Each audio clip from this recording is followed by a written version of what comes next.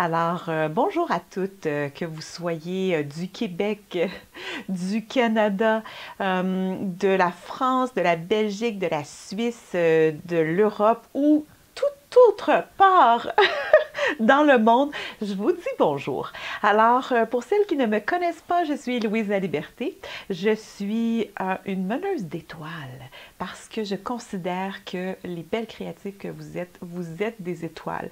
Et peut-être que vous ignorez que vous avez de la poussière d'étoiles à l'intérieur de vous et c'est pas grave parce que ensemble on va arriver tranquillement, pas vite, à avancer sur notre fil de vie créative, chacune de notre côté ensemble. Et moi, j'aide les femmes à honorer leur créativité. Alors, je les accompagne à redonner un sens à leur vie en réactivant leur énergie créative. C'est important. L'énergie créative, c'est différent de la créativité. Alors, en réactivant leur énergie créative, et tout ça, ça donne accès à notre pouvoir intérieur, hein, notre lumière intérieure, et ça nous permet de briller, de faire rayonner cette lumière-là un petit bout à la fois, et je suis vraiment là pour vous accompagner. Et aujourd'hui, j'ai eu envie de fabriquer sa propre plaque de gélatine. Vraiment, est-ce que c'est possible? Mais oui, c'est possible. Alors, tout est possible. Et si vous me suivez depuis un certain temps, vous savez que pour moi, c'est très important, c'est même primordial, la simplicité.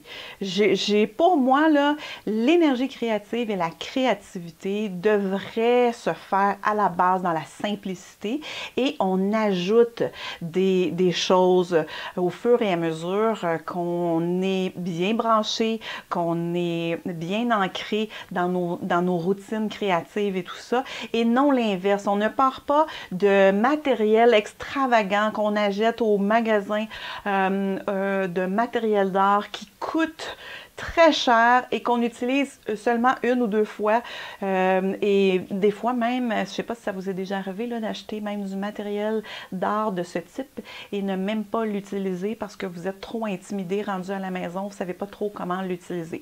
Alors donc, moi, je pars toujours du principe de la simplicité.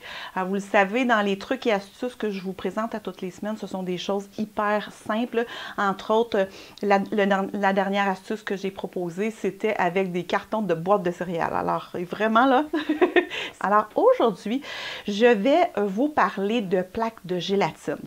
Qu'est-ce que c'est une plaque de gélatine? Bon, en fait, là, quand on parle de plaques de gélatine au niveau commercial, OK, vous allez voir le Jelly Hearts. OK? C'est eux qui ont, c'est cette compagnie-là qui a commercialisé cette fameuse plaque de gélatine. Et en fait, peut-être que vous vous dites, à quoi ça sert une plaque de gélatine? Bon, en fait, c'est tout simple, hein? On sort la plaque. Je vais même la sortir pour vous la montrer. Attention, ça va faire du bruit.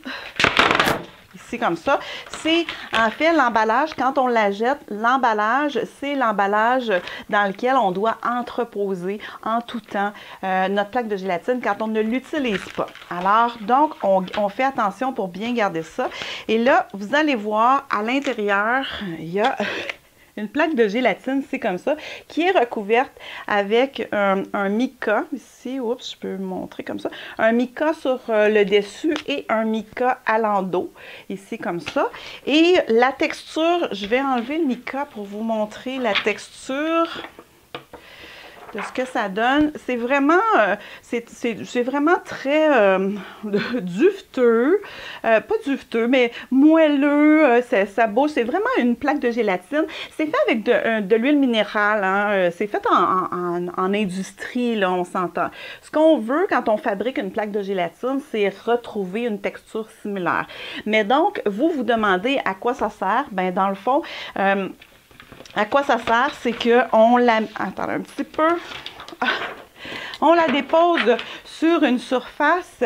Ici, bon, vous voyez, j'ai un plastique blanc sur une surface.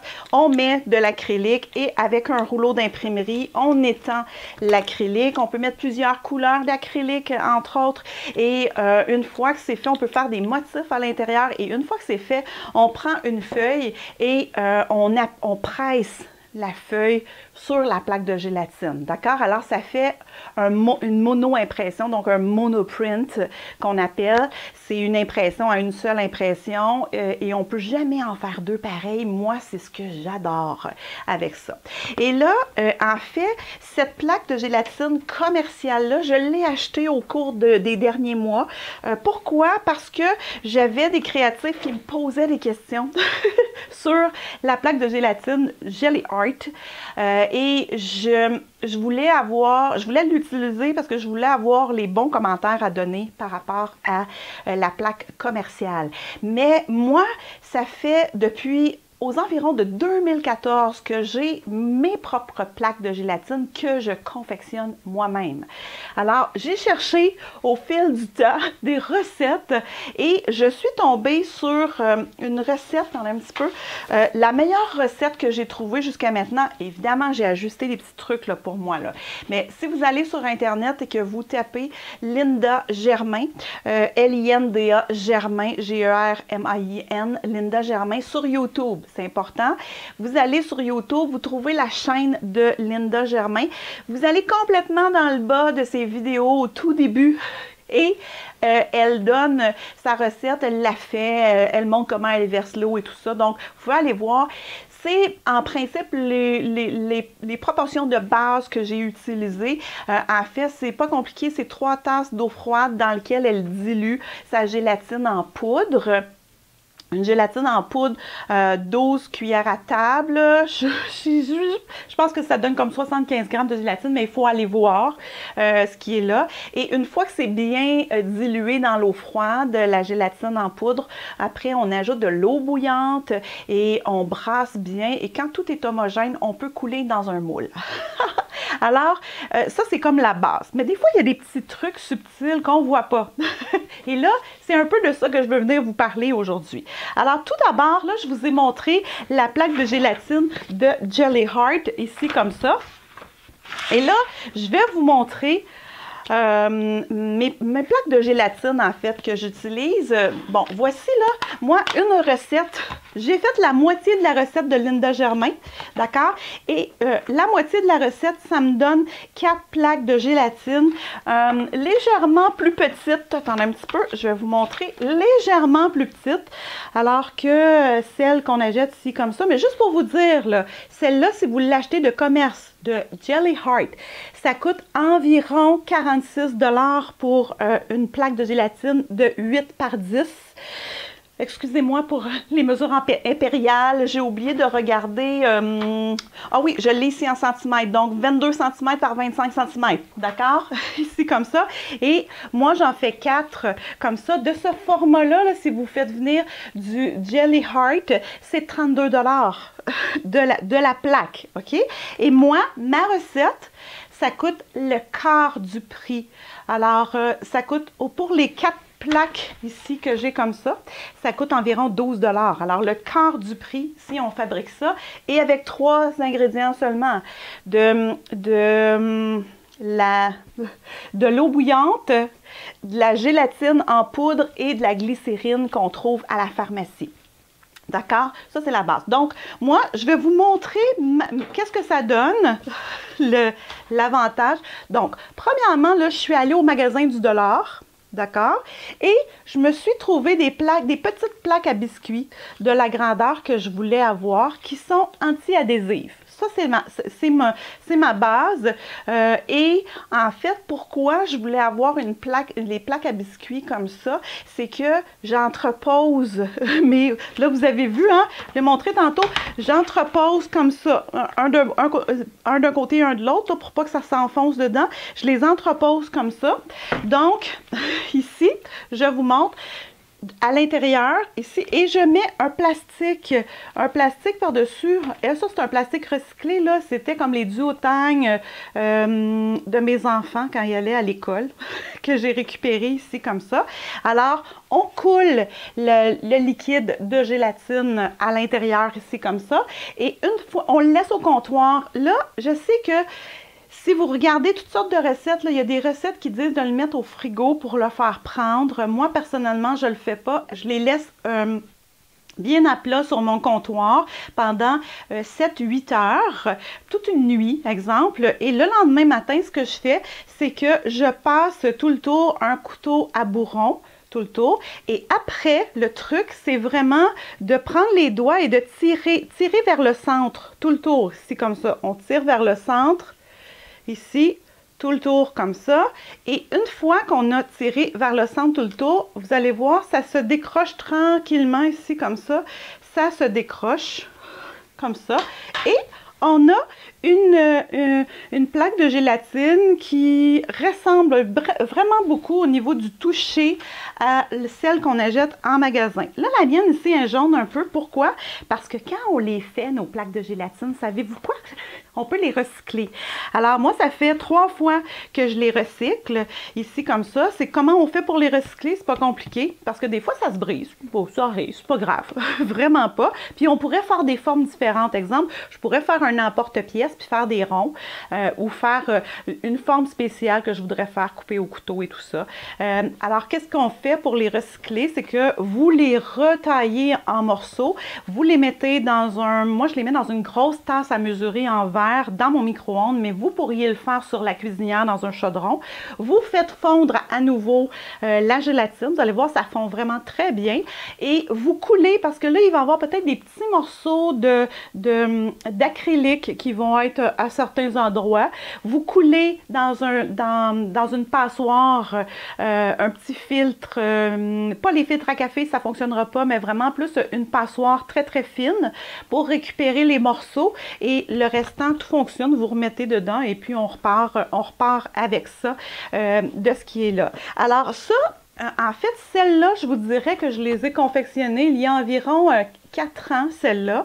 Ouais, c'est ça, en 2016-2017 que je les ai recyclées 3 fois jusqu'à maintenant. Pourquoi j'en ai 4? C'est que des fois, je donne des ateliers, donc j'utilise ça. Mais moi, personnellement, quand je fais de la plaque de gélatine, j'adore en avoir plusieurs en même temps parce que des fois, il nous reste une couleur sur notre rouleau. Puis là, je vais l'en mettre sur une autre plaque. Puis là, je remets de la couleur. Il me reste encore de la couleur. Je vais le mettre sur une autre plaque. Puis là, je fais une impression sur une plaque. Puis je vais chercher l'impression sur l'autre plaque. Vous comprenez? Hein? Quand on commence comme ça, comment ça se passe. Et là, quand j'ai terminé, pour le nettoyage, ce qui est très important, on ne met pas ça en dessous de l'eau parce que ça va fondre. Pour le nettoyage, on nettoie avec un linge propre humide et par la suite, moi, je termine toujours avec un petit peu de gel pour les mains à l'alcool. Vous savez, le gel antibactérien, là, je termine un peu avec ça, mais c'est pas nécessaire. L'important, c'est que ce soit vraiment bien essuyé partout avec votre linge propre, légèrement humide. Vous laissez sécher avant de le ranger. Et là, moi, dans mon cas, comme je vous ai dit, quand j'ai terminé, en passant, ça ici, c'est du recyclage aussi, c'est voyons, un petit plastique blanc qui vient de panneaux de douche que mon mari a défait, puis que là, je voyais ça, puis je me disais, ah, c'est intéressant. Donc, vous voyez, tout se recycle. Alors, quand c'est terminé, je remets dans mon contenant ici, je replace comme il faut en place. J'essaie de voir qu'il n'y ait pas de bulle d'air en dessous. Ici, comme ça. Donc, là, vous savez, il y a un sens, hein? Il faut que ça suive la courbe de votre contenant, évidemment, de ce qui est là. Je remets, je ne sais pas où je l'ai mis, là, mais je remets ici, mon petit plastique par-dessus, ici, comme ça. Et j'entrepose les uns par-dessus les autres, comme ça, à température de la pièce et je ne dépose rien par-dessus. Ça, c'est vraiment ma base de comment je fais ça pour les plaques de gélatine. Et là, je vais vous montrer quelque chose, OK? Ici, dans ce sac, j'ai une plaque de gélatine. C'est ma première plaque de gélatine, celle en 2013-2014 qui est là. Je ne l'ai jamais recyclée. Pourquoi? Parce que j'adore les motifs dessus. Je vais vous montrer pourquoi. Tout d'abord, c'est la façon dont je l'arrange parce que elle, vu qu'elle est très grande, je ne veux pas la ranger à plat parce que j'ai peur de déposer quelque chose dessus sans m'en rendre compte. Alors, ce que je fais, c'est que je l'entrepose sur le côté de quelque chose ici, comme ça, debout. Donc, elle est dans un sac comme ça. Mon sac n'est pas fermé hermétique. Je fais juste replier mon sac ici, comme ça, tout simplement. D'accord? Alors, voici. Ça, c'est ma première plaque. Alors, voilà. Ici. Vous allez voir. Donc, ça, c'est sur un plexiglas qui était récupéré là, sur le bord du chemin à quelque part, ici comme ça. Et pour être sûr que ma plaque de gélatine ne colle pas sur le sac qui est là, j'ai taillé, ça c'est un papier parchemin très très épais qui vient des emballages de feuilles d'imprimante. Alors, vos emballages de feuilles d'imprimante, ici comme ça, l'intérieur, c'est du papier sulfurisé. Pardon, on n'est pas parchemin, mais sulfurisé. Et c'est très, très épais, très résistant et ça fonctionne très bien. Alors, je le mets par-dessus. Là, vous avez vu, ça colle, mais ça brise rien. Et pourquoi je ne veux pas la recycler, c'est que quand je l'ai fait, c'était ma première recette. C'était ma première recette. Je ne savais pas trop comment ça fonctionnait. Alors, j'ai mis dans le fond de mon plat, qui était un plat de Pyrex rectangulaire, un plat en verre rectangulaire. Je ne voulais pas que ça colle. Alors, j'avais vu quelque part sur Internet que quelqu'un avait mis du film alimentaire, le fameux film transparent là, pour les aliments dans la cuisine. Et puis, j'ai mis ça dans le fond et j'ai coulé ma gélatine par-dessus. Et là, ce que ça a fait, je ne sais pas si vous pouvez voir, ça a fait plein de motifs de films, tu sais, qui étaient froissés dans le fond. Et là, quand je fais quand je l'utilise pour faire des impressions, waouh, j'adore l'effet que ça donne. Alors, c'est pour ça que celle-là, je ne l'ai jamais recyclée. Mais là, je viens de voir, ça fait un petit bout, je ne l'avais pas utilisé. Je viens de voir qu'il y a vraiment deux fentes ici, comme ça. Mais je peux l'utiliser quand même comme ça. Je suis convaincue que ça va fonctionner. Alors, donc, ça fait le tour de mes trucs à moi pour que ça fonctionne bien avec la plaque de gélatine. Pour moi, c'est des choses très simples parce que dans ma simplicité, j'adore avoir des banques de papier colorés. Et ça, c'est une des façons extraordinaires et simple que j'utilise pour me colorer des papiers, essayer des motifs, faire des impressions. Si vous voulez savoir plein de trucs, comment faire pour mettre l'acrylique sur les plaques, pour faire des motifs, allez sur Internet, sur YouTube, là, vous allez voir, il y en a des tonnes et des tonnes et des tonnes. Par contre, faites attention pour ne pas rester figé devant votre écran trop longtemps, à regarder tout ce que les autres font, puis ne pas aller à l'action, ne pas être dans l'action. C'est hyper important parce que sinon, vous allez être en blocage créatif et c'est pas mon intention aujourd'hui. Mon intention, c'était vraiment de vous donner, de vous parler d'un outil hyper simple pour colorer des papiers qui nous amène vraiment ailleurs. Quand on fait de la plaque de gélatine, je vous le dis, là, c'est comme un antidépresseur naturel.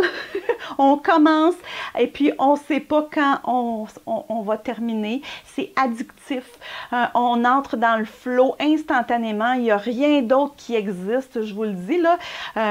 Moi, je suis obligée de me semoncer du temps pour arrêter, de me dire, OK, moi, si je commence la plaque de gélatine, à telle heure, je dois ranger mes choses parce que la vie continue après.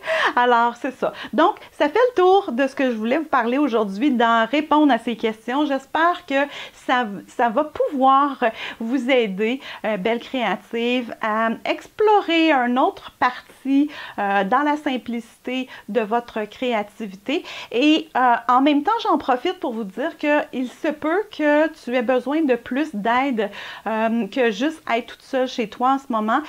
J'offre plein de choses qui peuvent t'aider aussi, en plus des créatives intuitives là, et des exercices que je mets, puis des vidéos que je fais, puis des réponses aux questions que je fais, on peut aller plus loin ensemble. J'ai entre autres en ce moment Cercle de femmes, des rencontres extraordinaires dans lesquelles je propose des exercices. Wow, je suis émerveillée à toutes les semaines de la puissance de ces exercices. Entre autres, cette semaine, on a travaillé avec un cerf-volant.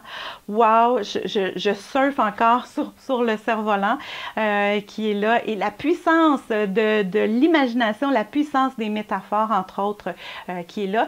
Et donc, sur ce, je suis vraiment contente de vous avoir parlé de ça. Où que vous soyez dans le monde, belle créative, je vous souhaite le meilleur. Je vous embrasse, je vous aime. La vie vous aime. Oubliez jamais ça. Et on se retrouve très bientôt. Bye bye, belle créative!